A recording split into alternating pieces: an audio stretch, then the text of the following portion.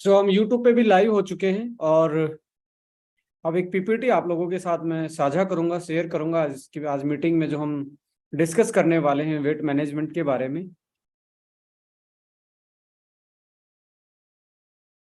So dear participant, जो हम YouTube पे भी लाइव हो चुके हैं और डियर पार्टिसिपेंट, मैं एक पीपीटी के माध्यम से फिर से आप लोगों के साथ रूबरू हो रहा हूं एक टॉपिक के साथ जो कि आज के टाइम पे सबसे बड़ा हमारे लिए एक मुद्दा बन गया है। आज की जीवन शैली में आइडियल बॉडी वेट मैनेज करना सभी के लिए चैलेंज बनता जा रहा है। और पिछले यदि दो डिकेड्स की बात करें, यानी कि पिछले 20 साल की बात करें, तो ओबेसिटी जो है, मोटापा जो है, वो अपने आप में एक तरीके से पेंडेमिक सिचुएशन पूरे वर्ल्ड के लिए बनता जा रहा है।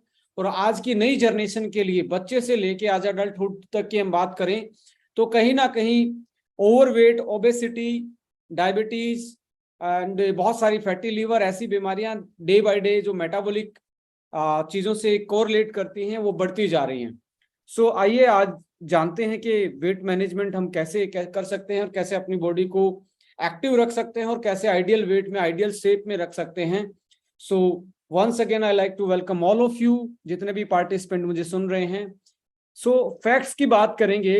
देखिए, यदि आज के टाइम के डाटा की बात करें तो 4 मिलियन, लगभग 4 मिलियन जो मौतें हैं वो ओवर वेट या ओबेसिटी के कारण होती हैं। और यदि 1975 से आज तक की हम बात करें तो लगभग, आज हम बात करें कि 40 या 50 ईयर्स में लगभग एक तरीके से जो ओबेसिटी के केसेस हैं वो लगभग 3 गुना हो चुके हैं, यानी कि ट्रिपल हो चुके हैं। ट्रिपल का मतलब है पहले 10 में से जैसे एक था तो आज 10 में से 3 लोग ओबेसिटी का शिकार हो गए हैं। सो 1 बिलियन अडल्ट्स, 1.9 बिलियंस की बात हो रही है यार।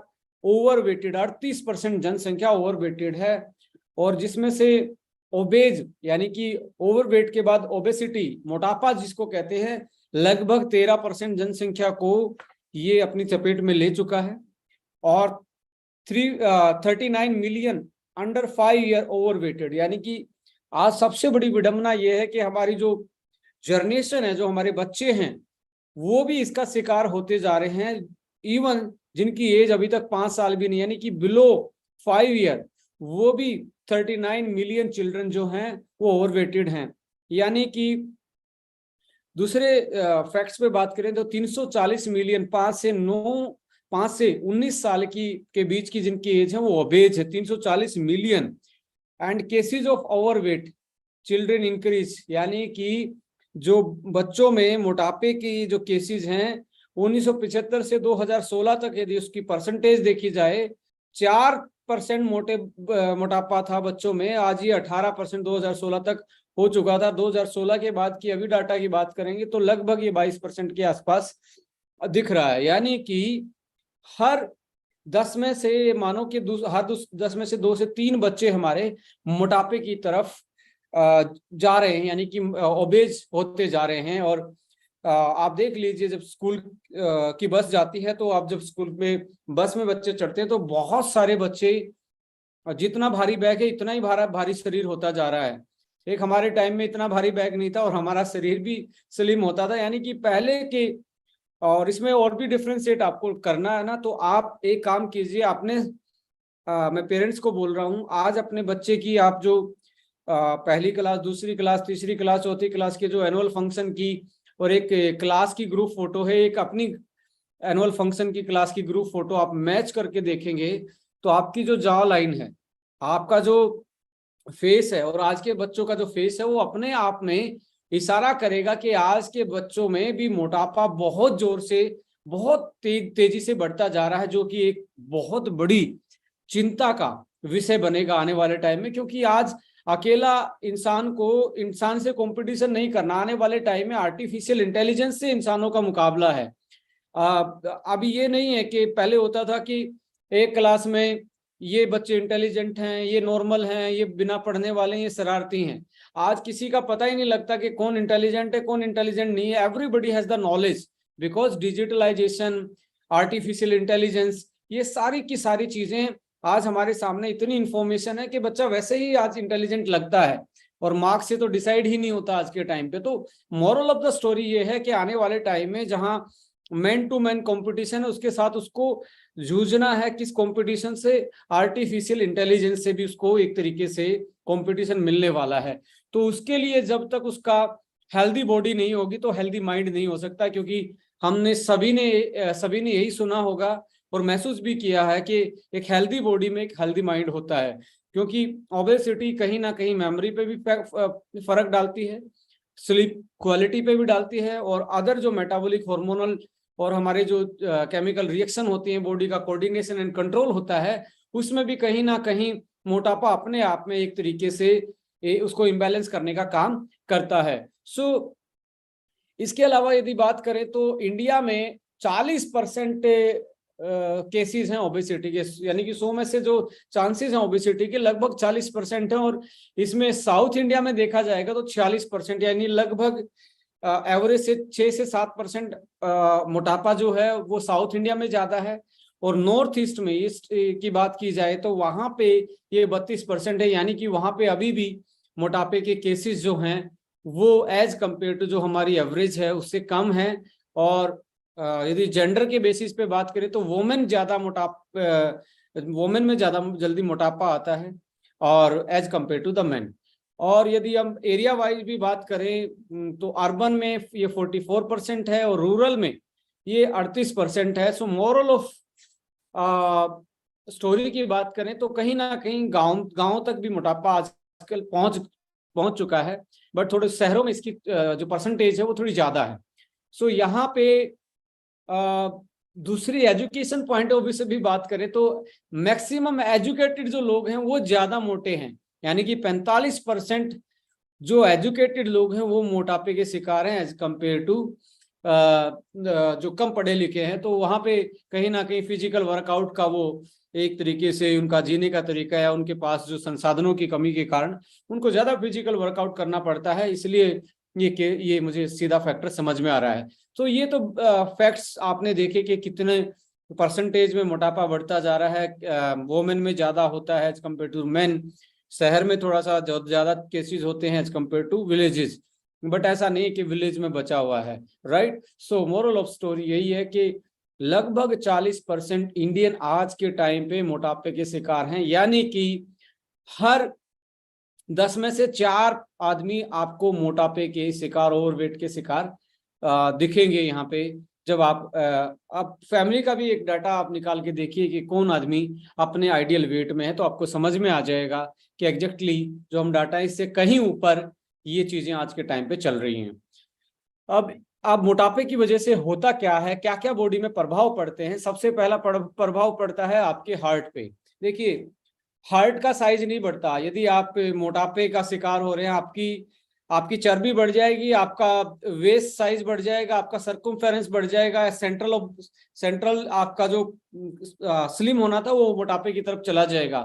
तो यहाँ पे होता क्या है कि हार्ट उतना ही साइज का होता है। सपोज करो आप जब 70 केजी के हो और आप अपना वेट बढ़ा के 120 केजी लेके चले जाओ, तो आपके हार्ट का साइज नहीं बढ़ने वाला कि आपका 120 केजी हुआ तो आपका हार्ट भी बढ़ जाएगा साथ में, नो, वो छोटा है। उसको पूरी बॉडी में खून पहुंचाने के लिए एक्स्ट्रा प्रेशर लगाना पड़ेगा, क्योंकि मोटापे में जब आप नलियां तो सिकुड़ जाती हैं और एरिया बढ़ जाता है, तो हार्ट को ज्यादा काम करना पड़ता है, जिसकी वजह से धीरे धीरे उस पर प्रेशर पड़ता है और प्रेशर पड़ते धीरे धीरे हार्ट की मसल वीक होना या ब्लॉकेज बढ़ना due to high cholesterol deposition, stress की वजह से आपकी इन्फ्लामेटरी जो फैट होती है उसकी वजह से, तो हार्ट पे सबसे ज्यादा इफेक्ट पड़ता है।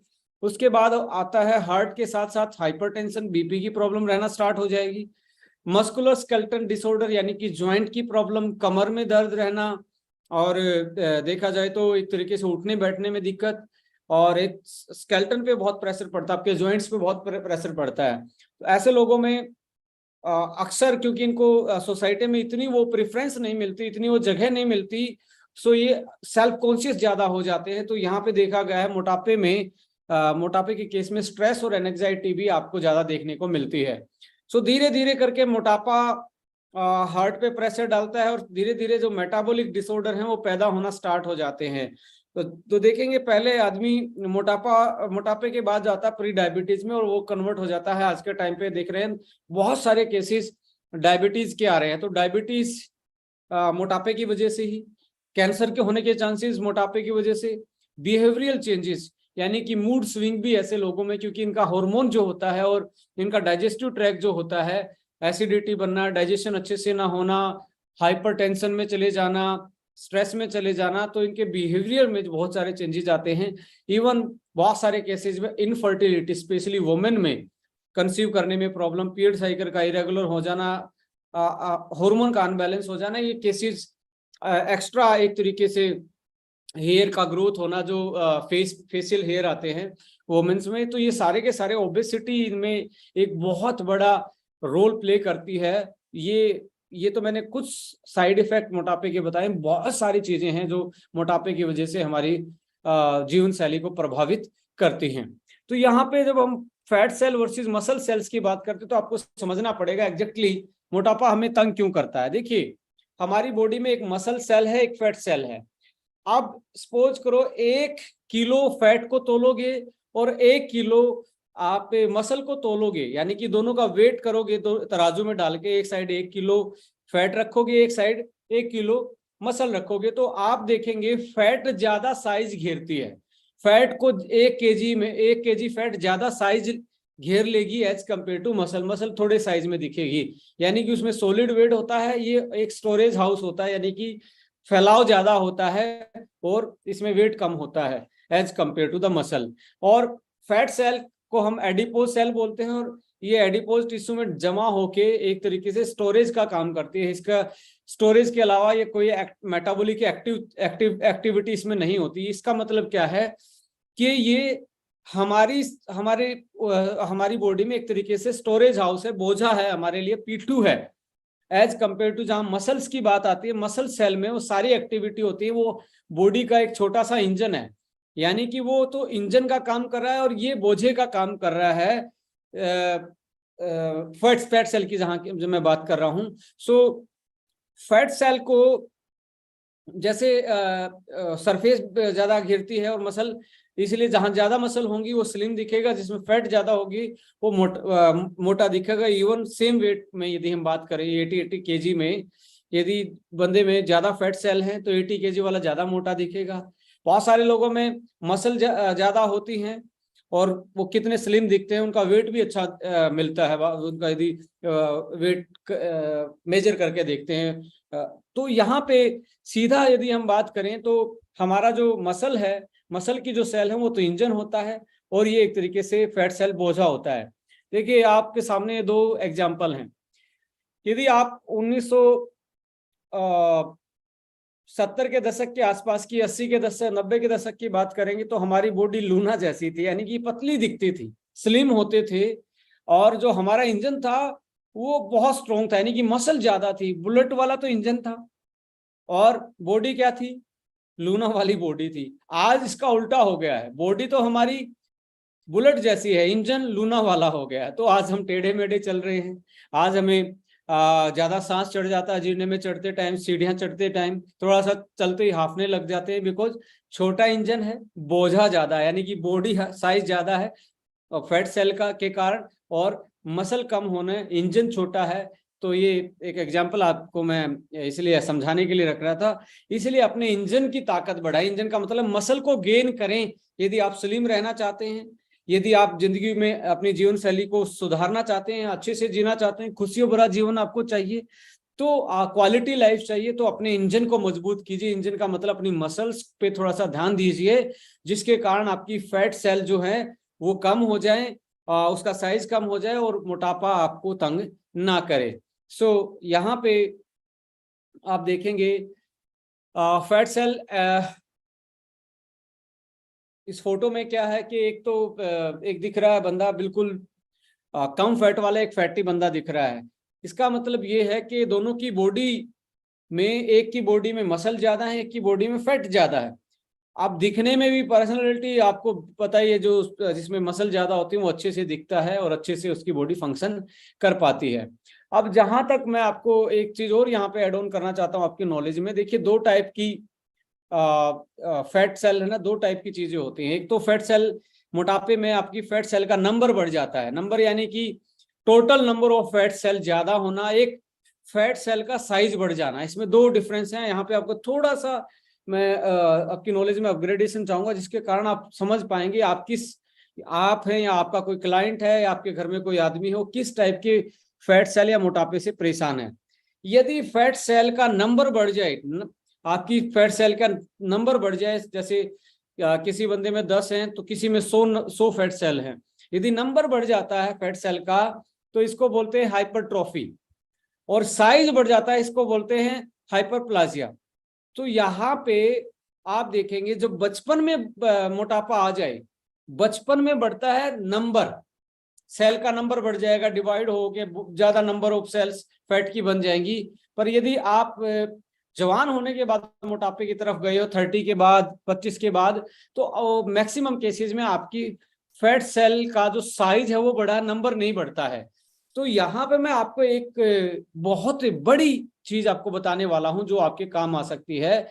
वो है कि जो बच्चे होते हैं, यदि वो मोटापे के शिकार हो जाएं, आपका बच्चा यदि ओवरवेट की तरफ जा रहा, तो आपको अलर्ट होने की बहुत ज्यादा जरूरत है, बहुत से बहुत ज्यादा जरूरत। मतलब इतना इंपॉर्टेंट उसके लिए पढ़ाई नहीं होगी जितना इंपॉर्टेंट ये मैं बात बोल रहा हूँ आज के टाइम पे। ये बात मैं बोल रहा हूँ एक अच्छी खासी तालीम और पढ़ने के बाद, हासिल करने के बाद, कि यदि बचपन में मोटापा हो गया ना तो फैट सेल का नंबर बहुत बढ़ जाएगा, और नंबर बढ़ गया ना वो कम नहीं होगा माय डियर फ्रेंड, नंबर कम नहीं होगा। तो बचपन की जो मोटापा है ना, वो कभी भी जिंदगी भर बंदा कोशिश कर लेगा, उसके लिए अपने आप में स्लिम होना एक बहुत बड़ा चैलेंज हो जाएगा। जो अडल्टहुड में ओबेसिटी आती है उसको मेंटेन करना बहुत आसान है। रीजन क्या है? उसमें फैट सेल का साइज बढ़ा है, साइज बढ़ना तो साइज वापस कम किया जा सकता है डाइट से, एक्सरसाइज से, पर नंबर कम नहीं किया जा सकता। इसलिए भारी बस्ते से, यानी कि भारी स्कूल बैग से तो परेशान है ही आज का बच्चा। आज कंपटीशन के जमाने में वो मेंटली प्रेशर में तो है। कम से कम उसको हमारा दायित्व बनता है उनको टाइम दें, उनको थोड़ा सा फिजिकल वर्कआउट, खेल कूदने में भी उनका मैं आपसे रिक्वेस्ट करूंगा जितने भी पेरेंट्स हैं 1 से 2 घंटा जरूर उनको ग्राउंड में जाने दीजिए। ऐसा कोई भी, ये किताब भी इंसानों के द्वारा लिखी हुई है, ये भी इंसानों ने लिखी है, किसी भगवान ने नहीं लिखी है जो किताबें हम अपने बच्चों को पढ़ा रहे हैं। मैं ये कह रहा हूँ पढ़ाई गलत है, मैं कह रहा हूँ पढ़ाई से पहले उसका मजबूत शरीर बहुत जरूरत है, क्योंकि वो सही होगा तो जिंदगी, बहुत सारे अनपढ़ लोग भी खुशी के साथ गुजार लेते हैं, और बहुत सारे पढ़े लिखे लोग मोटापे के शिकार होके, मैंने उनकी इतनी गंदी लाइफ देखी है। तो कृपा करके यहाँ पे मैं रिक्वेस्ट करूंगा कि आप अपने बच्चे का जरूर ध्यान रखें कि वो मोटापे की तरफ तो नहीं जा रहा है। चाहे वो पढ़ाई में थोड़े कम मार्क्स ले आए, पर उसकी बॉडी में फैट सेल कम करने का काम सबसे बड़ा दायित्व आज हमारा है। हम उनकी जिद पूरी करने के लिए फास्ट फूड दे देते हैं, उनकी जिद पूरी करने के लिए हम पता नहीं तरह तरह की फैसिलिटी दे देते हैं, पर उन्हें सबसे ज्यादा आपका लाड प्यार के साथ साथ आपका टाइम की रिक्वायरमेंट, आप खुद भी एक ऐसा एग्जाम्पल सेट करें, जल्दी उठ के उनको ग्राउंड में लेके जाएं, उनकी फिजिकल एक्टिविटी कराएं। ये सबसे अच्छा तरीका है एक अपने बच्चे को अच्छी तालीम देना, अच्छी तरीके से उसका पालन पोषण का एक ये हिस्सा है। यदि आप इसको मिस कर रहे हैं, आप बोल रहे हैं मैं तो अच्छे स्कूल में पढ़ाता हूँ, अच्छी ड्रेस पहनाता हूँ, अच्छे जूते पहनाता हूँ, मैं कहता हूँ इससे ज्यादा इंपॉर्टेंट है कि आप अच्छे से उसको फिजिकल एक्टिविटी में कितना उनको टाइम दे रहे हैं। क्योंकि फैट सेल का नंबर बढ़ गया, पूरी जिंदगी वो एक तरीके से अभिशाप उसके लिए बन जाएगा। उसको तो मालूम नहीं है, बट आप तो इस चीज की संभाल कर सकते हो। यदि आज आपको लगा कि यस, मेरा बच्चा ये मिस कर रहा है, तो जरूर उसके लिए टाइम निकालें, और अपने खुद के लिए भी टाइम निकालें, क्योंकि आपका जो शरीर है और आपकी जो नॉलेज है उसको कोई नहीं बंटवा सकता, राइट। सो फैट सेल का नंबर बढ़ना अपने आप में एक चैलेंज है, जो कि बच्चों के केस में बढ़ता है, जवानी में जो मोटापा आता है उसमें ज्यादा नहीं बढ़ता है। सो अब आता है एक एक्टोपिक फैट होती है। आपको याद रहे या ना रहे, एक्टोपिक फैट का मतलब होता है इन्फ्लामेटरी फैट, इन्फ्लामेशन, यानी कि कोई ऐसी फैट जो एक तरीके से जहर का काम करी हमारी बॉडी में। एक्टोपिक होती कैसे है? देखिए, जब आप खाते हैं तो क्या होता है, डाइजेशन होता है, डाइजेशन के बाद वो जो खाया पिया जो कैलोरी है वो खून में जाती है और पूरी बॉडी में जाती है। जितनी बॉडी की रिक्वायरमेंट है उतनी कैलोरी वो यूटिलाइज कर लेती है, और जितनी एक्स्ट्रा हम खाते हैं बॉडी उसको फैट सेल में स्टोर कर लेती है, जिसको एडिपोज सेल बोलते हैं, जो आपको स्क्रीन पे दिख रही है ये।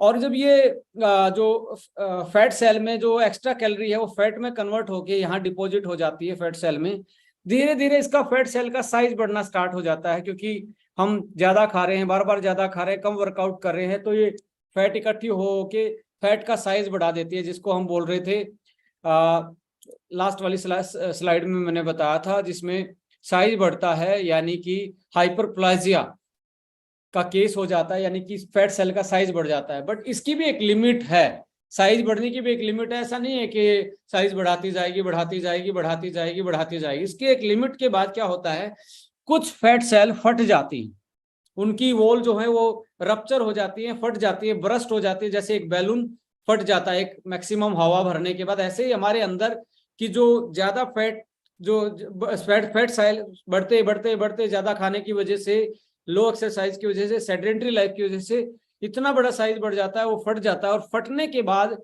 उसमें से जो स्टोर फैट थी वो एक तरीके से उसका रिसाव होना स्टार्ट हो जाता है, और रिसाव होके वो रिसाव जो फैट है वो सीधा ब्लड में घुल जाता है। अब ये ब्लड में जो डायरेक्टली फैट घुल रहा है ना माय डियर फ्रेंड, ये कहाँ जाता है, ये हमारे ऑर्गन्स, वाइटल ऑर्गन पे जाके ये एक तरीके से डिपॉजिट होना स्टार्ट हो जाता है। ये लीवर में जमना स्टार्ट हो जाएगा, ये पेनक्रियाज पे जमना स्टार्ट हो जाएगा, ये एक तरीके से आपकी मसल पे जमना स्टार्ट हो जाएगा, ये किडनी पे जमना स्टार्ट हो जाएगा, ये हार्ट पे जमना स्टार्ट हो जाएगा। और ऐसे केस में, क्योंकि ये जो फैट थी जो यहाँ से निकली है, ये ब्रस्ट होके निकली है, ये जो लीक होके निकली है, ये जब हमारे वाइटल ऑर्गन पे जमा होगी, और ये फैट थी एक तरीके से इन्फ्लामेटरी फैट। इन्फ्लामेटरी का मतलब है ये कहीं ना कहीं ऐसी फैट थी जो बीमार फैट है। हमारे अंग जो होते हैं, हमारे ऑर्गन्स जो होते हैं, लीवर है, हार्ट है या पेनक्रियाज है, इन पे जमा होते इनको भी बीमार करना स्टार्ट कर देती है। कहीं पे ब्लॉकेज आ जाएगी, कहीं पे फैटी लिवर हो जाएगा, कहीं किडनी के फिल्ट्रेशन में रेट में कमी आ जाएगी, कहीं पेनक्रियाज के ऊपर जमने के कारण इंसुलिन की कमी हो जाएगी। तो मोरल ऑफ द स्टोरी ये है कि आपके जो ऑर्गन्स की जो फंक्शन है वो धीरे धीरे धीरे धीरे करके क्या हो जाएंगे, कमजोर पड़ते जाएंगे, और आपकी बॉडी धीरे धीरे कमजोर होती चली जाएगी, और आपकी बॉडी के फंक्शन एक तरीके से हर्ट होना स्टार्ट हो जाएंगे। और देखा इस केस में देखा गया है कि इंसुलिन का रेजिस्टेंस बढ़ जाता है। इंसुलिन का रेजिस्टेंस मतलब है इंसुलिन आपकी अच्छे से काम नहीं कर पाएगा, और आप डायबिटीज के शिकार हो जाते हैं, आप फैटी लीवर के शिकार हो जाते हैं, आपकी हार्ट में ब्लॉकेज स्टार्ट हो जाती है, आपकी पेनक्रियाज, किडनी से लेके ये सारे के सारे एक तरीके से ऑर्गन फेलियर होने की तरफ चले जाते हैं। तो मैं कहता हूं एक लेवल तक तो फैट सही है, बढ़ गई कोई बात नहीं है, पर एक लेवल से ऊपर जाने के बाद बहुत बड़ी समस्या कर सकती है। मैं कहता हूं कि एक्टोपिक फैट हमारे लिए एक साइलेंट किलर है, जो पता ही नहीं लग रहा, वो सोच रहा है कि मोटा ही हूं तो यार, मोटा है तो क्या हुआ, मैं तो अच्छा खाना खाता हूँ। अच्छा खाना खा रहे हैं पर पॉजिटिव कैलोरी बैलेंस में जा रहे हैं, एक्स्ट्रा कैलोरी आपकी स्टोर हो के एक दिन वो फट जाएगी, सेल फैट फटेगी तो उससे जो रिसाव होके फैट बाहर निकलेगा वो खून में जाएगा, खून के बाद लिवर में, लिवर के बाद हार्ट पे, किडनी पे, पेनक्रियाज पे, इन सारे ऑर्गन्स को ये डैमेज करना स्टार्ट कर देगा। क्योंकि ये एक तरीके से लड़ाकू फैट है, एक तरीके से आतंकवादी वाला फैट है, ये चुप रहने वाला नहीं है, ये उनको भी खराब कर देगा जाके, क्योंकि ये इन्फ्लामेटरी फैट है, इसको एक्टोपिक फैट बोलते हैं। यही कारण है आज सबसे ज्यादा बीमारियों का, मोटापे में एक्टोपिक फैट ही आपको सबसे ज्यादा दिक्कत करती है। मोटे आदमियों में बीमारी का कारण यही बनती है, आपकी जो फैट सेल है फट जाती हैं, आपको पता ही नहीं लगता कौन सी फैट सेल फटी है, उसका कोई दर्द भी नहीं होता, क्योंकि यहाँ पे कोई ऐसा ये हमारी एक्टिव सेल तो है नहीं, स्टोरेज हाउस है, ये फटती रहती हैं बड़े साइज होने की वजह से। इसलिए थोड़ा सा ध्यान रखें कि आप एक्स्ट्रा ओबेसिटी की तरफ ना जाएं, यदि गए भी है तो धीरे धीरे धीरे करके एक लाइफ में एक दोबारा से अपनी जिंदगी में आप दोबारा से इसको रिवर्स कर सकते हैं, अपने आप को सही कर सकते हैं, और आने वाली बीमारियों से बच सकते हैं। कौन सी बीमारी करती है एक्टोपिक फैट? हार्ट की, पेनक्रियाज की, स्केलेटन मसल की, लीवर की, डायबिटीज, हार्ट अटैक, कोलेस्ट्रॉल का जमना, लीवर का फैटी होना, एसिडिटी होना, किडनी का फेलियर होना, ये सारी की सारी प्रॉब्लम एक्टोपिक फैट के कारण है। यानी कि कैंसर जैसी बीमारी, कार्डियक प्रॉब्लम, जॉइंट की प्रॉब्लम, ये सारी की सारी एक्टोपिक फैट से होती है। सो यहाँ पे आता है अपने वेट को कैसे मैनेज करें, यानी कि हम बढ़े हुए वेट को कैसे अपना मैनेज कर सकते हैं, कैसे उसको बैलेंस कर सकते हैं। देखिए, एक जनरल सा इंडिकेटर होता है आपकी बॉडी में, आपकी बॉडी का वेट सही है या गलत है। इसको बोलते हैं बीएमआई, यानी कि बॉडी मास इंडेक्स। और इसको निकालने का सही तरीका क्या है, आपका जो वेट है किलोग्राम में लें, और आपकी हाइट जो है मीटर्स में, जैसे 6 फुट की जो हाइट होती है वो 1.8 मीटर होती है, तो अपनी हाइट को मीटर में कन्वर्ट करें। मीटर में कन्वर्ट करके जितना हाइट की वैल्यू है, जैसे मेरा 176 मेरी हाइट है, 176 से 177, मैं 176 इंटू 176 करूंगा तो जो भी संख्या आएगी, और जो मेरा वेट है, जैसे आज मेरा वेट है 76 kg, मैं डिवाइड करूंगा तो मेरा बीएमआई निकल के आ जाएगा। मैं भी इसमें इस बीएमआई में एक बड़ा चीज, एक एक्सेप्शनल केस है, ये स्पोर्ट्समैन पे लागू नहीं होती। जैसे कुछ रेसलर होते हैं, उनमें मसल मास बहुत ज्यादा होता है, 100 kg के होते हैं, बट वो बीएमआई के केस में नहीं आते हैं, बट जनरल लोगों के लिए है। यदि आपका 20 संख्या आती है, 20 से नीचे आती है तो आप अंडर वेट हैं, 20 से 25 में आती है तो आप हेल्दी वेट में हैं, और आप 25 से 30 में आते हैं तो ओवर वेट में हैं, और 30 से ऊपर संख्या आती है तो ओबेज हैं।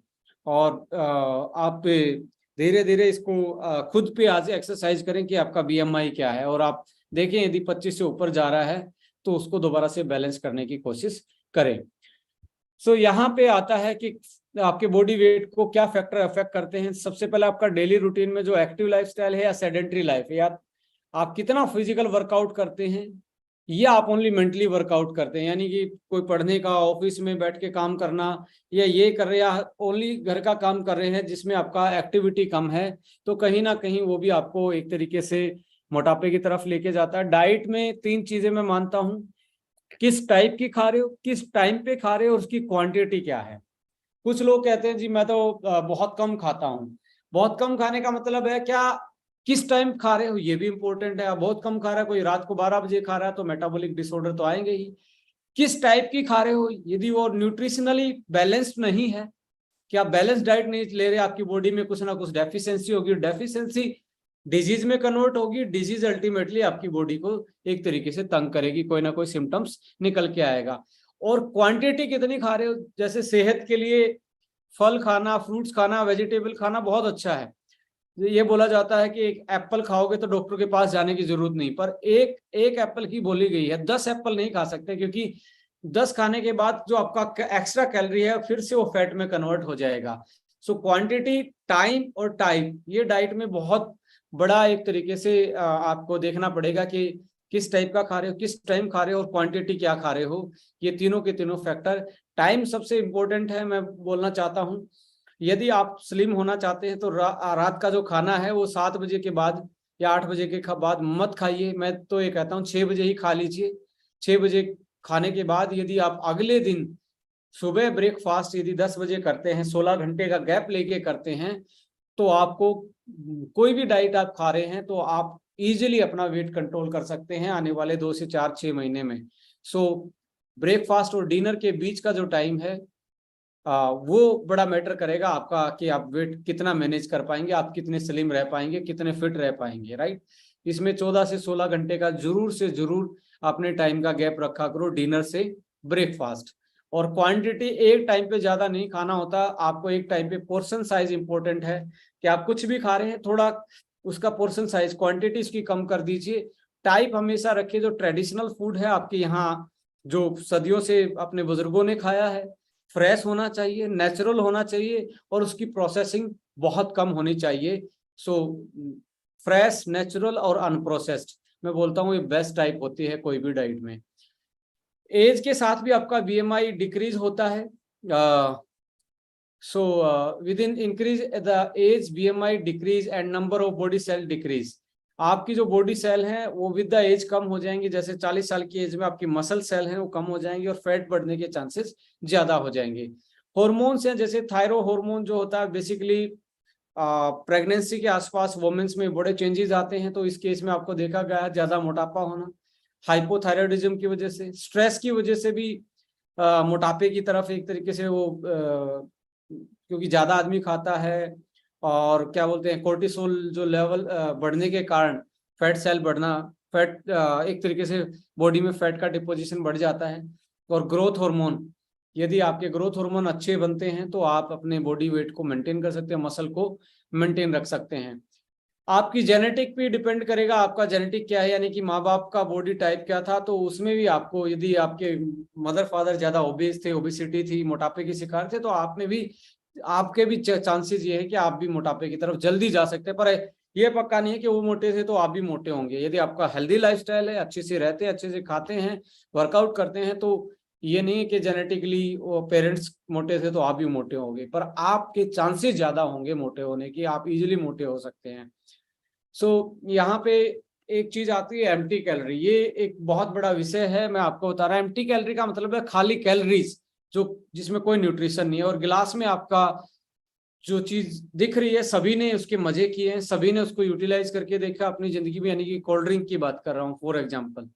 इसमें कोई भी न्यूट्रिशनल वैल्यू नहीं है, कोई न्यूट्रिशन नहीं है, पर कैलोरी है। अब ये कैलोरी जब आप यूटिलाइज करेंगे तो आप देखेंगे आपकी बॉडी में ये इतना ड्रास्टिक चेंज लाती है, एकदम से इंसुलिन स्पाइक अप करेगा।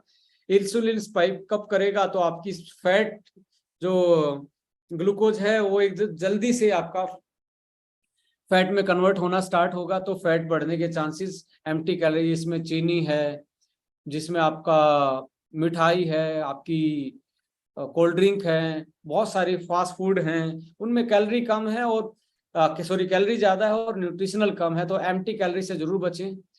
एनर्जी डेंस फूड, जैसे आपके फास्ट फूड आपको इस पे दिख ही रहे हैं, ये एनर्जी डेंस फूड होते हैं और एक तरीके से लो इन न्यूट्रिशन होते हैं, न्यूट्रिशन वैल्यू कम है, एनर्जी ज्यादा है, ये भी आपके लिए एक तरीके से बहुत प्रॉब्लमेटिक हो सकते हैं।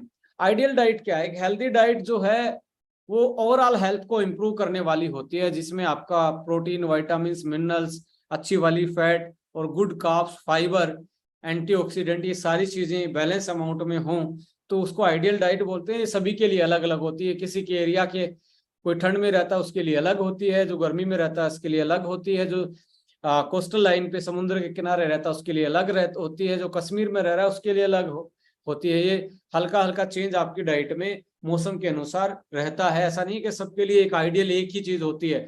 कुछ लोग आजकल फेसबुक के माध्यम से, इंस्टाग्राम के माध्यम से फॉलो करने की कोशिश करते हैं। यदि कोई साउथ इंडियन की डाइट है तो वो नॉर्थ इंडियन के लिए इतनी अच्छी नहीं है, उसकी इम्यूनिटी के लिए इतनी अच्छी नहीं है, उसकी जेनेटिक हेल्थ के लिए इतनी अच्छी नहीं है। हमारे यहाँ पे सबसे इम्पोर्टेंट क्या है, आपकी डाइट में मौसम के अनुसार आसपास में उगने वाली चीज जरूर होनी चाहिए, फ्रेश होना चाहिए, वो फ्रेश होगा तभी तो मौसम के हिसाब से होगा। ट्रेडिशनल होना चाहिए, यानी कि आपके एरिया के आसपास का होना चाहिए, जो आपके सदियों से लोग, माँ बाप, पेरेंट्स खाते आए हैं। और अनप्रोसेस्ड होना चाहिए, फ्रेश भी है, नेचुरल भी है, पर यदि उसको फ्राई कर दिया या उसको हाई टेम्परेचर पे आपने प्रोसेस कर दिया तो आधी उसकी कैलोरी खत्म हो जाती है। तो अनप्रोसेस्ड, मिनिमम प्रोसेस्ड होना चाहिए, उसकी प्रोसेसिंग मिनिमम होनी चाहिए। अब ये टेबल आपको जानकारी देगी कि आप गलती कहाँ पे कर रहे हैं। देखिए, आपको नॉर्मली जो है कार्ब जो होता है, जो मेन कैलोरी का सोर्स होता है, वो 55% होता है हमारी डाइट में, और आज के टाइम पे इंडियन की डाइट में 80% है। अब मैं यहाँ पे यदि बात करूं कि आपको वेट घटाना है, तो ये जो 80% है, ये लगभग 40 से 45% होना चाहिए आपके डाइट में, इससे ज्यादा नहीं होना चाहिए। यानी कि 55% था पर 80% हिस्सा यही रह गया, यानी कि किसी का तो हिस्सा खाया होगा, इसने अपना हिस्सा बढ़ाया, तो ये 80% पे गया है 55 से, तो इसका मतलब ये है 25% हिस्सा जो है वो किसी ना किसी का इसने एक तरीके से ऑक्यूपाई किया है। किसका ऑक्यूपाई किया है? वो ऑक्यूपाई किया है अच्छे वाली फैट का, यानी कि 10 से 15% जो फैट है आपकी, 20 से 15% बेसिकली फैट कम हो गई है, जो अच्छे वाली होनी चाहिए थी। कुछ लोगों की ये बड़ी मिथ है कि घी खाने से, फैट खाने से कोलेस्ट्रॉल बढ़ता है। तो मैं आपको याद दिलाना चाहता हूं, हमारे से पहली वाली जनरेशन ने खूब घी, फैट, तेल खाया है, हमारे से पहले वाली जनरेशन ने। उनके टाइम पे हार्ट अटैक और आज के टाइम पे हार्ट अटैक देखेंगे तो 10 गुना ज्यादा आज के टाइम पे हैं। जो लोग कम फैट खा रहे हैं उसमें ज्यादा हार्ट अटैक होने के चांसेस हैं। ये मिथ है, इसको छोड़ दीजिए, क्योंकि फैट से ही आपको vitamin A, vitamin D, vitamin के, विटामिन ई आपको मिलेगी और बहुत सारे एंटीऑक्सीडेंट मिलते हैं। और फैट से ही आपको अच्छी वाली फैट जो आपके ब्रेन के लिए, आपके हार्ट के लिए, आपके हार्मोन के लिए वो चाहिए थी, आपकी स्किन के लिए चाहिए थी, आपकी आंखों की रोशनी के लिए चाहिए थी, वो आप ले ही नहीं रहे हैं। तो इस ऐसा मत कीजिए, आप अच्छी वाली फैट जरूर खाइए, कार्ब को थोड़ा सा कट कीजिए, थोड़ा सा प्रोटीन बढ़ा दीजिए जो कि आपकी डाइट में आज कम हो गया है। तो only carb is the culprit, यानी कि कार्बोहाइड्रेट ही कल्प्रिट है। इसके अलावा गुड फैट, हाई प्रोटीन और विटामिन मिनरल्स और एडुकेट अमाउंट में वाटर, ये आपको लेना चाहिए। सो कार्ब लविंग कंट्री हम बन गए हैं। ज्यादा मीठे वाली चीजें, ज्यादा रिफाइंड कार्ब, चाहे मैदे की बात करें या शुगर की बात करें या हम फ्राई फूड, फास्ट फूड की बात करें, ये सारी की सारी चीजें क्या है, हाई कैलोरी हैं, लो इन न्यूट्रिशन है। तो हमें क्या करना है, कैलोरी को कट करना है, न्यूट्रिशन को बढ़ाना है, अच्छे वाली फैट बढ़ानी है, अच्छे वाला प्रोटीन बढ़ाना है। अब ये बढ़ाने के बाद ये नहीं है कि आप फ्राई करके खाएंगे इनको, नो, फ्राई नहीं करना है, बॉयल कर सकते हैं, रोस्ट कर सकते हैं। तो मिनिमम प्रोसेसिंग रखें, तब जाके आप इसको मेंटेन कर सकते हो। सो सॉल्यूशन यही है कि आपकी डाइट का सिलेक्शन क्या है, फिजिकल एक्टिविटी आप कितनी करते हैं, प्रॉपर रेस्ट लेना जरूरी है, क्योंकि अंदर से हार्मोनल बैलेंस इंपॉर्टेंट है। यदि आपकी थायराइड अच्छे से काम नहीं करेगी, आप रेस्ट नहीं करोगे, तो आपकी पेनक्रियाज अच्छे से काम नहीं करेगा, आपके हार्मोन अच्छे से काम नहीं करेंगे, स्ट्रेस ज्यादा रहेगी, अच्छे से आप पूरी नींद नहीं लेंगे, तो आप मोटापे के शिकार होने के चांसेस ज्यादा बढ़ते हैं। और डाइटरी सप्लीमेंट, हेल्थ सप्लीमेंट से भी आप यूटिलाइज करके, कस्टमाइज करके अपने न्यूट्रिशन को बैलेंस कर सकते हैं। इसमें सॉल्यूशन आता है absolute meal, everyday plant protein, carb controller, okay fitness, probiotic and ashwagandha. यहाँ पे एब्सोल्यूट मील है, वो क्या कर रहा है, देखिए बेसिकली जो मैं टेबल की बात कर रहा था, दोबारा से टेबल की तरफ लेके आपको जा रहा हूं। यहाँ पे करंट इंडियन डाइट में 80% कार्ब है, कितना चाहिए आपको, 55% नॉर्मल, और घटाने के लिए 40 से 45%। और प्रोटीन कितना चाहिए, 10 से 12। फैट कितनी चाहिए आपको, 30%। विटामिन मिनरल्स पूरे चाहिए आपको, जो जितने चाहिए थे दिन में। तो अब एब्सोल्यूट मील को आप देखेंगे तो यहाँ क्या किया गया है, हाई प्रोटीन है जिसके आपके मसल मास बढ़ेगा, फैट का मास कम होगा। फाइबर है जिससे आपका डाइजेशन बेटर रहेगा। न्यूट्रिशन जो है, मल्टीविटामिन मिनरल्स वो भरपूर मात्रा में डाले गए जो आपको कमजोरी नहीं आने देंगे, जो आपकी हिडन हंगर को कम कम करेंगे। लो इन कैलोरी है, यानी कि कैलोरी कम है, न्यूट्रिशन ज्यादा है। जीआई का मतलब होता है, यहाँ जीआई लिखा, आप डिब्बे पे देखेंगे ना, ऐसे प्रोडक्टों पे जीआई लिखा होता है। जीआई का मतलब है low glycemic index, GI glycemic index, इसका मतलब एक ही होता है। लो का मतलब है कि इसमें कैलोरी कम है, ग्लाइसेमिक इंडेक्स मतलब ग्लूकोज का इंडेक्स मानो सीधा। तो लो ग्लूकोज इंडेक्स का मतलब है कि आपके जो आपने जो खाया है उसमें कम कैलोरी थी। और हाई होता है तो उसमें हाई जीआई का मतलब, जैसे हाई जीआई में आते हैं कोल्ड ड्रिंक है, आपका शुगर से बनी चीजें, मिठाई हैं, स्वीट्स हैं, सारी चीजें हाई जीआई में आती हैं। पर हाई जीआई होगा तो लो न्यूट्रिशन अपने आप हो जाएगा, लो जीआई होगा तो हाई न्यूट्रिशन अपने आप हो जाता है। सो फॉर्मुलेटेड जो किया गया है, देखिए बहुत सारे प्रोडक्ट मार्केट में आपको मिलते हैं, बट यहाँ पे आपके लाइफस्टाइल के चैलेंजेस को देके इसका मॉडिफिकेशन किया गया है इंडियन की डाइट के अकॉर्डिंग। ये आपको इंटरनेशनल कंपनियों के पास भी मिलेगा, इंडियन कंपनियों के पास भी मिलेगा, बट यहाँ पे आपको बहुत बड़ा डिफरेंस देखने को मिलेगा ओके लाइफ केयर के फॉर्मुलेशन में और आपके मार्केट के कॉम्पिटिटर में। सो यहाँ पे आप देखेंगे, मैं आपको बता रहा हूं, यहाँ पे आप देखेंगे ये टेबल आपको मार्केट के प्रोडक्ट और ओके के प्रोडक्ट में डिफ्रेंशिएट करके बता देगी।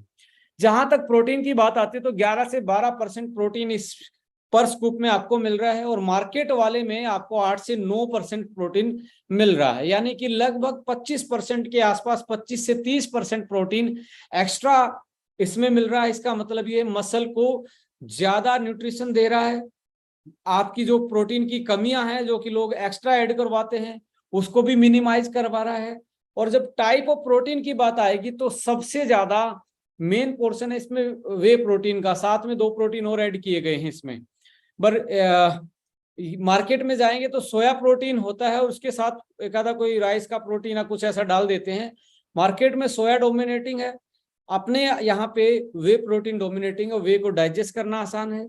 सोया को एक तरीके से हार्मोन का इनबैलेंस करता है मेल में, फीमेल में एक तरीके से बूस्टअप देता है। तो वे प्रोटीन अपने आप में एक हाई बायोलॉजिकल स्कोर वाला होता है, हाई पेडिकास वैल्यू होती है as compare to soya protein. जहां तक क्वालिटी की बात करेंगे तो यहाँ पे whey protein isolate hydrolyse form में है, और मार्केट में सोया वाला जो प्रोडक्ट होता है वो सोया आइसोलेट और सोया कॉन्सेंट्रेट से बना होता है, तो क्वालिटी में भी आगे है। फाइबर की बात करेंगे तो नेचुरल फ्रूट फाइबर इसमें लिए गए जो सोल्यूबल हैं, जल्दी सोल्यूबल हो जाते हैं। और जहां पे मार्केट में बात करें तो गम्स ऐड किए जाते हैं थिकनर के रूप में, और उन्हीं को फाइबर बोल दिया जाता है।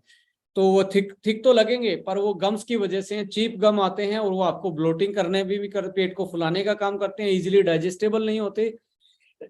जहां तक मल्टीविटामिन की बात करोगे एब्सोल्यूट मील में, तो यहाँ 2 गुना है एज कंपेयर टू मार्केट में जो मिल रहे हैं आपको, उससे डबल मल्टीविटामिन और मिनरल्स मिल रहे हैं। हाई न्यूट्रिशन है micro nutrient point of view से।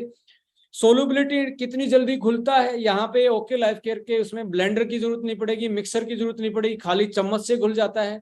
सो हाई सोल्युबिलिटी है। और मार्केट में लो से मीडियम, यानी कि घोलते टाइम आपको देखेंगे गांठें सी बन जाएंगी, लम्स बन जाएंगे, अच्छे से नहीं घुलेगा, गिलास पे चिपका रह जाएगा। सो वहां की सोल्युबिलिटी कम होने की वजह से डाइजेशन करना आसान नहीं होता। सो हमारा हाई सोल्यूबल है तो डाइजेशन करना भी आसान है। हाई सोल्यूबल किसकी वजह से, एक तो नेचुरल फ्रूट फाइबर डाला गया है, फ्रूट से लिया हुआ फाइबर, यहाँ पे गम्स है इसकी वजह से इजीली से नहीं घुलता, यहाँ फाइबर है किससे, फ्रूट से, इसलिए इजीली घुल जाता है। फ्रूट वाला फाइबर डाइजेस्ट करना आसान है, गम्स को डाइजेस्ट करना मुश्किल है। वे प्रोटीन हाइड्रोलाइज को डाइजेस्ट करना आसान है एज कंपेयर टू आइसोलेट और कॉन्सेंट्रेट सोया को डाइजेस्ट करना मुश्किल है। सो सोल्युबिलिटी और डाइजेस्टिबिलिटी हाई है। साथ में यहाँ पे प्रोबायोटिक्स एक्स्ट्रा मिल रहा है मार्केट में, जो कि बिना प्रोबायोटिक की ये चीजें आपको मिलती हैं। प्रोबायोटिक का फायदा जानते हैं कि जितनी हमारी सेल होती है बॉडी में, उतने उससे डबल से ट्रिपल हमारी बॉडी में बैक्टीरिया होते हैं, और जितने अच्छे वाले हमारी बॉडी में उतनी अच्छी से हमारी जिंदगी, इम्यूनिटी से लेके, डाइजेशन से लेके, डिटॉक्सिफिकेशन से लेके, एक तरीके से हेल्दी लाइफ जिसको बोलते हैं, वो प्रोबायोटिक पे ही डिपेंड करती है। तो डाइजेशन प्रोटीन की वजह से भी अच्छा है, फाइबर की वजह से भी अच्छा है, और प्रोबायोटिक्स की वजह से भी अच्छा। तीन चीजें हैं जो आपको हाई डाइजेस्ट करवाने में, क्योंकि लोग ये प्रोडक्ट तो खिला देते हैं, लोगों को डाइजेस्ट नहीं होता। पहले फैटी लीवर है, एसिडिटी उनको बन रही है, किडनी पे उनके लोड है। ऐसे केसेस में आप ऐसा चीज नहीं रिकमेंड कर सकते जो कि जिसकी डाइजेस्टिबिलिटी कम हो। तो यहाँ पे डाइजेस्ट करना आसान है, तो बॉडी में इसका असर जल्दी पड़ता है। तो यहाँ पे 3 चीजें इसको डाइजेशन की बेटर बना रही हैं, वे प्रोटीन हाइड्रोलाइज्ड, नेचुरल जो फाइबर है फ्रूट से लिया हुआ जो हाई सोल्यूबल है, और प्रोबायोटिक। यही तीनों चीजें इसको सोल्यूबल बनाने में काम कर रही हैं, जो जल्दी घुल जाता है। और विटामिन मिनरल्स आपकी अंदर की ताकत को बढ़ाने का काम करते हैं, जो कि डबल है पर स्कूप में। प्रोटीन एक्स्ट्रा है जो कि आपकी प्रोटीन की डेफिशिएंसी को ज्यादा रखता है, मतलब उसको जल्दी कवर करता है। सो मैं आपको यही बताना चाहता हूँ, मार्केट का और ओके का यही कंपैरिजन होता है कि हम क्वालिटी पे बात करते हैं, फॉर्मुलेशन पे बात करते हैं, हम रीजन पे बात करते हैं। क्यों ऐसा काम करता है, क्योंकि जब तक साइंस नहीं होगी तो आपकी एक तरीके से ग्रोथ नहीं हो सकती, आपकी बॉडी में वो यूटिलाइज अच्छे से नहीं हो सकता।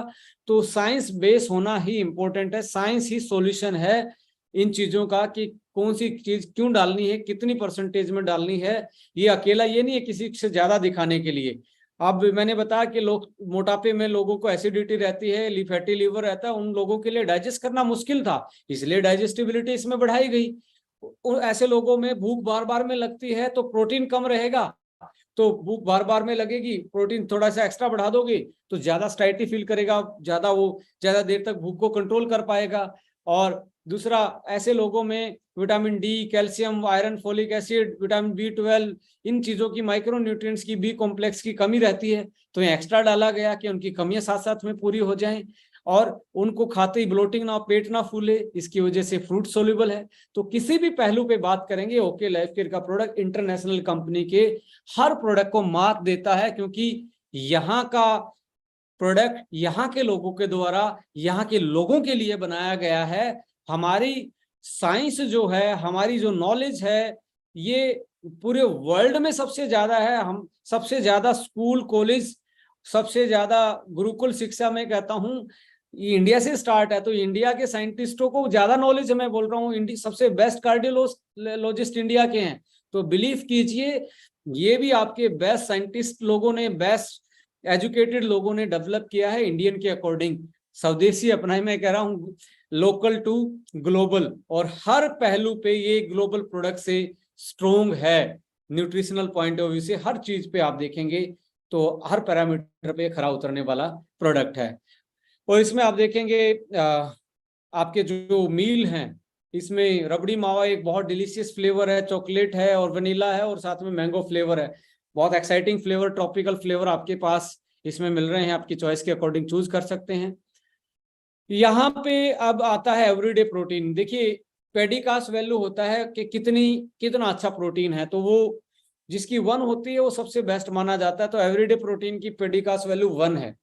ब्रांच चेन अमाइनो एसिड और इसेंशियल अमाइनो एसिड बहुत ज्यादा हैं, जो कि आपकी बॉडी की रिकवरी करने में, फास्ट रिकवरी करने में हेल्प करते हैं। बेस्ट इन डाइजेशन है क्योंकि वीगन है, और वीगन में भी इस प्रोटीन को बनाया गया है पी प्रोटीन से। इसमें पी प्रोटीन सबसे ज्यादा डाला गया है, यानी कि पी प्रोटीन सबसे अच्छा होता है स्किन के लिए, हेयर के लिए, और साथ में पी प्रोटीन को डाइजेस्ट करना अच्छा आसान होता है। और इसमें भरपूर मात्रा में इसेंशियल अमाइनो एसिड होते हैं जो इसकी पीडिकास वैल्यू को बहुत मैक्सिमम बढ़ाने का काम करते हैं। आइसोलेटेड प्रोटीन है, यानी कि कोई इंप्योरिटी नहीं है, फाइन है बिल्कुल, प्रोटीन के अलावा और कुछ ऐसी चीजें इसमें नहीं डाली गई हैं। बेस्ट इन यूज है, वर्सेटाइल है, न्यूट्रल फ्लेवर, कोई फ्लेवर नहीं है। रोटी के साथ डालें, सब्जी में डालें, ग्रेवी में डालें, स्मूदी में डालें, बिस्किट में डालें, केक में डालें, बच्चे के दूध में डालें, आपकी स्मूदी में, शेक में, किसी चीज में डालेंगे उसी में ये एक तरीके से एडजस्ट हो जाएगा। जैसे आपका बच्चा नहीं खाता तो सब्जी की ग्रेवी में डाल दीजिए, आपका बच्चा स्मूदी में डाल लीजिए, तो बच्चा भी इसको यूटिलाइज कर सकता है। कोई नास्टी इंग्रेडिएंट नहीं है जैसे मार्केट में होते हैं, कुछ भी ऐड कर दे सकते हैं। बिल्कुल प्लेन प्रोटीन है और कोई फ्लेवर नहीं है, तो किसी के साथ भी इसको यूटिलाइज किया जा सकता है, चपाती में भी, सब्जी में भी, स्मूदी में भी। सो यहाँ पे ग्लूटेन फ्री है, कोई शुगर एडिड नहीं है, कोई आर्टिफिशियल कलर फ्लेवर नहीं है, ऑर्गेनिक सर्टिफाइड है, कोई प्रिजर्वेटिव नहीं है, नेचुरल है, सेफ है, वीगन है, एलर्जी फ्री है। तो असवा कॉफी भी एक तरीके से आपकी क्रेविंग को कम करती है। दिन में यदि आपको जब जिस टाइम भूख लगती है, एक असवा कॉफी आप यूटिलाइज कर सकते हैं, जो कि आपकी भूख को कंट्रोल करने का काम करती है और आपकी स्ट्रेस को बैलेंस करती है। सो डायरेक्टली इनडायरेक्टली आपके वेट को मैनेज करने में और आपको ज्यादा एनर्जी देने में आपकी एक तरीके से ये हेल्प करता है प्रोडक्ट असवा कॉफी, जो कि अश्वगंधा के साथ डेवलप किया गया है, जो अपने आप में एंटी स्ट्रेस है, एंटी एंजाइटी है, कोर्टिसोल लेवल को मेंटेन करता है, स्ट्रेस रिलेटेड फूड क्रेविंग, जो स्ट्रेस होती है उसमें फूड क्रेविंग ज्यादा होती है, तो इस स्ट्रेस को मैनेज करेगा तो फूड की क्रेविंग जो बार बार में भूख लग रही है उसको भी ये कंट्रोल कर सकता है। सो यहाँ पे मैं बात कर रहा हूँ अगले प्रोडक्ट, जो कि ओके फिटनेस की बात करें, ग्रीन टी है। देखिए इसको थोड़ा सा यदि आप समझेंगे, यदि ओके में अभी भी आपने ज्वाइन किया तो थोड़ा सा डिफरेंट टाइप का ये प्रोडक्ट है। इसको कैसे सेटल किया गया, कैसे इसकी कंपोजिशन सेट की गई, कैसे इसका फॉर्मूला डेवलप किया गया, इसके पीछे एक स्टोरी, एक कहानी है। यहाँ पे आप देखेंगे ग्रीन टी हर कोई पीना चाहता है पर लगातार नहीं पीता, तो एक प्रॉब्लम ये रहती है कि ये जो ग्रीन टी है इसका फ्लेवर अच्छा नहीं है, तो इसलिए लोग इसको यूटिलाइज लंबे टाइम तक नहीं कर सकते। और जब तक ग्रीन टी को आप 3 से 6 महीने यूटिलाइज नहीं करेंगे तब तक ये कोई आपकी बॉडी पे कोई ऐसा विजिबल इफेक्ट डालने वाली नहीं है कोई कि आपकी बॉडी के वेट को ये मैनेज करे। पर 3 से 6 महीने लोग इसको नहीं पीते हैं जो वेट मैनेज करना चाहते हैं इसके टेस्ट की वजह से। तो हमारे पास एक चैलेंज था कि इसका टेस्ट सबसे पहले हमें बेहतर करना पड़ेगा। दूसरा चैलेंज आता है इसको बनाना, इसका टी बैग, ऊपर से लेमन, हनी, ये सारी चीजें यदि आप ट्रेवलिंग करते हो तो अपने आप में एक चैलेंज था। तो हमारे पास ये दूसरा चैलेंज है, इसका सोल्यूशन देना हमारे पास एक तरीके से ऑप्शन था कि हम इसको ऐसा बनाए जिसमें टी बैग की और हनी की और लेमन की जरूरत ना पड़े। और कैसे हम इसके 6 महीने में जो रिजल्ट आते हैं किसको कैसे हम 1 से 1.5 महीने में इसको कन्वर्ट कर सकते हैं, कैसे इसका फास्ट एक्शन कर सकते हैं, ये भी हमारे पास एक तरीके से चैलेंज था। एग्जिस्टिंग प्रोडक्ट में इसको भी ठीक करना था। एक था कि आप इसको कैसे, क्योंकि जो ग्रीन टी है या आप जो घर पे चाय पी रहे हैं उसमें कहीं ना कहीं कोई ना कोई हर्ब्स डालते हैं इम्यूनिटी बूस्टर के रूप में, कोई अदरक डाल रहा है, कोई डाल रहा है उसमें अपना लौंग डाल रहा है, कोई इलायची डाल रहा है, तो कुछ ना कुछ डाल के, सौंफ डाल के पी रहा है इम्यूनिटी बूस्टर के रूप में, गला खराब, सीजनल फ्लू से बचने के लिए। इन सारी चीजों को देखते हुए एक सॉल्यूशन लेके आए जिसका नाम ओके फिटनेस है। इसको 4 गुना स्ट्रॉन्ग किया गया ये कि फैट बर्नर के रूप में, यानी कि एक तरीके से फैट घटाने में, वेट मैनेज में काम करे। इसमें 4 चीजें मिलाएगी। अकेली ग्रीन टी एक्सट्रैक्ट नहीं है, ग्रीन टी एक्सट्रैक्ट के साथ garcinia cambogia, grape seed extract और सिनामन, दालचीनी एक्सट्रैक्ट, इन चारों के मिलने से इसका एक्शन जो है वो लगभग 4 गुना हो गया। जो 6 महीने का काम था वो 1.5 महीने में होना स्टार्ट या करना स्टार्ट इस प्रोडक्ट ने कर दिया। यानी कि आप 4 से 6 केजी वेट 1.5 महीने में घटा सकते हो इस प्रोडक्ट को यूटिलाइज करके। इसके बाद हमारा काम था कि कुछ ऐसी चीजें डालें कि सुबह सुबह आपको कुछ मल्टीविटामिन मिनरल नेचुरल रूप में मिल जाएं। मोरिंगा और व्हीट ग्रास पाउडर जो कि पावरफुल होते हैं, नेचुरल विटामिन मिनरल्स में भरपूर होते हैं, वो डाला गया कि आपको सुबह सुबह मल्टीविटामिन भी मिल जाए। तुलसी, लौंग और ब्लैक पेपर इसमें ऐड किए गए। किस चीज के लिए? इम्यूनिटी बूस्टर के रूप में, कि आपकी इम्यूनिटी, गले की खराश, गले का इन्फेक्शन, सीजनल चेंज, फ्लू ये ना आए, आपकी इम्यूनिटी बेस्ट रहे। तुलसी, लौंग और काली मिर्च, ब्लैक पेपर एक्सट्रैक्ट डाला गया। साथ में इसका टेस्ट अच्छा करने के लिए ब्लैक सॉल्ट, लेमन एक्सट्रैक्ट और नेचुरल स्वीटनर, यानी काला नमक है, लेमन का एक्सट्रैक्ट और स्वीटनर के रूप में स्टीविया, जिसकी कोई कैलोरी नहीं होती, वो इसमें ऐड किया गया है। यानी कि खट्टा मीठा टेस्ट, ऐसा प्रोडक्ट बनाया गया और इतना अफोर्डेबल है। एक डिब्बे में 60 कप बन जाते हैं और एक डिब्बा 595 का, यानी कि 10 रुपए से भी कम रुपए में एक ये आपका हॉट कप बन जाता है। एडवांस ग्रीन टी का, जो आपके weight management, stress management, immunity booster में काम कर सकती है। और टैबलेट में बनाया गया है, कोई टी बैग नहीं है, आराम से कैरी कर सकते हैं, आराम से बना सकते हैं। ओनली गर्म पानी चाहिए, टैबलेट डालो, अपने आप घुल जाती है और ग्रीन टी तैयार हो जाती है। ना आपको अलग से नींबू की जरूरत है, ना आपको अलग से हनी की जरूरत है। बनाना आसान, ले जाना आसान, अफोर्डेबल और टेस्ट गुड इन टेस्ट। सो इससे भी बेस्ट आप अपना वेट मैनेज कर सकते हो। यहाँ था कार्ब कंट्रोलर। ये बेसिकली जो एक्स्ट्रा कैलोरी आप फूड में खा रहे हैं उसको बैलेंस करने का एक बहुत अच्छा तरीका है। तो आपने करना क्या है कि आप कोई भी एक मील, जब आप जो हैवी मील खाते हो उससे आधा घंटे 25 मिनट पहले कार्ब कंट्रोलर एक कैप्सूल यूटिलाइज कीजिए कि आधी कैलोरी आपकी ये कट कर दे और आधी कैलोरी आपकी बॉडी में यूटिलाइज, जो एक्स्ट्रा है उसको ये बाईपास करवा दे और उसको कट कर दे कैलोरी को, और न्यूट्रिशन को ज्यादा बॉडी में जाने दे। तो कैलोरी को कट करता है कार्ब कंट्रोलर। ये आप जरूर कोई हैवी मील से पहले जरूर यूटिलाइज करें जब आप वेट मैनेज करते हैं। इसके बाद मैं बात करूं प्रोबायोटिक। देखिए डायरेक्टली ये रिलेशन नहीं रखता वेट मैनेजमेंट से, पर इनडायरेक्टली बहुत बड़ा रखता है, क्योंकि जो पेट का कनेक्शन है सीधा ब्रेन से होता है और ब्रेन सीधा आपकी स्ट्रेस और सारी चीजों को कंट्रोल करता है। जिसका पेट सही रहता है ना, उसका मूड भी अच्छा रहता है और स्ट्रेस फ्री रहता है। तो प्रोबायोटिक एक तो आपकी ब्लोटिंग को खत्म करते हैं, डाइजेशन को अच्छा करते हैं, बॉडी को डिटॉक्स करते हैं, हार्मोन को बैलेंस करते हैं और आपको स्टाइटी फील करवाते हैं। यानी कि आपका पेट, आपको बार बार में भूख नहीं लगेगी, तो आपको स्टाइटी फील करवाते हैं। So anti bloating, weight management, immunity booster के रूप में काम करते हैं। तो जरूर आप प्रोबायोटिक थेरेपी जरूर यूटिलाइज करें। जब भी आप वेट घटाने की करें तो दिन में 2 बार प्रोबायोटिक जरूर लें। पेट साफ रहे, आपकी इम्यूनिटी सही रहे, स्ट्रेस फ्री रहें और अंदर से आपको एसिडिटी, जलन, अल्सर, जो पेट का बढ़ा हुआ साइज था उसको एक तरीके से काम अंदर से कम करने में प्रोबायोटिक आपकी हेल्प करेंगे। सो मैं ये भी जरूर रिकमेंड करूंगा, मेल हो या फीमेल दोनों हैप्पी लेडी प्रोबायोटिक ले सकते हैं। सो डायबिटीज भी मैनेज करने में प्रोबायोटिक बहुत बड़ा रोल प्ले करते हैं। स्पोर्टी प्रोडक्ट में त्रिफला जूस, एलोवेरा जूस, ले, सिबकथोन, आप इनमें से कोई भी, आंवला जूस भी आप यूटिलाइज कर सकते हैं। तो ये स्पोर्टी प्रोडक्ट हैं कि आप इनको भी दिन में यूटिलाइज करें तो आप और अच्छे से बैलेंस कर सकते हैं अपने न्यूट्रिशन को और अपने वेट को। सो अब डेली रूटीन की यदि हम बात करें तो डेली रूटीन इंपॉर्टेंट है। देखिए कंसिस्टेंसी इज वेरी इंपॉर्टेंट। आप लगभग 90 दिन का चैलेंज तो जरूर लेइए और 90 दिन को डेली का डेली ये काम मैं जरूर करूंगा और डेली 90 दिन, डे फर्स्ट उसको क्रॉस करें, दूसरा दिन को क्रॉस करें, डेली का डेली आपने शेड्यूल अपना बनाना है और हाई कैलोरी के बजाय न्यूट्रिशन पे फोकस करना है। डेली वेट जरूर करें अपना। सुबह उठते ही आपके बेडरूम में वो वेइंग बैलेंस, वो वेट मशीन जरूर होनी चाहिए।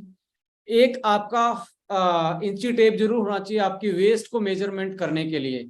वेट एंड वेस्ट दोनों को मेजर करें सुबह उठते ही और लिखना स्टार्ट करें 90 दिन तक। 90 दिन तक लिखना स्टार्ट करें, बहुत बड़ा चेंज आएगा। आज ही डायरी पेन ले लीजिए, अपना वेइंग बैलेंस के सामने वो 1 से 90 दिन वेट एक चार्ट चिपकाइए, वेट और वेस्ट, वेट कितना है वेस्ट कितनी है, 90 दिन तक करके देखिए, एक मिरेकल चेंज आएगा आपकी जिंदगी में, बहुत बड़ा मिरेकल चेंज आएगा। पर ये जब तक नहीं आएगा जब तक एक चार्ट आप अपनी वेट बैलेंस, यदि आपके पास वेट मशीन नहीं है तो अभी गूगल पे लिखें और गूगल पे लिख के आप अपना ऑनलाइन मंगवा लीजिए। तो अपना 90 दिन का चैलेंज लें, वेट एंड वेस्ट मेजरमेंट, सुबह सुबह उठते ही सीधा आपने मेजर करना है और अपने उस पर नोट करना है, पेन से उस चार्ट पे लिखते जाना जो चिपकाया हो वहां पे।